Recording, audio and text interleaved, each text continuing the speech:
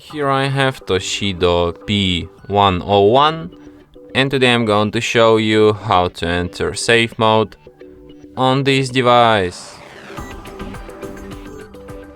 So to do this, firstly you have to hold down power key, and when this turn off menu appears, hold down your finger on power off, and then it suggests you to reboot to safe mode. You just tap OK and device will be restarted just as usual.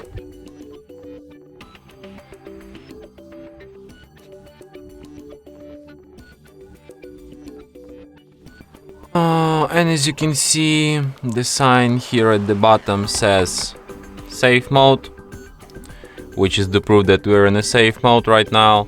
So if you want to quit this safe mode, all you need to do is to just hold down power key, then tap restart, and your device will be restarted in a normal mode.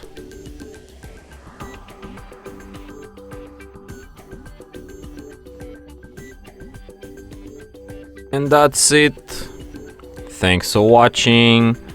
If you find this tutorial useful, don't forget to hit that like button and subscribe to our channel.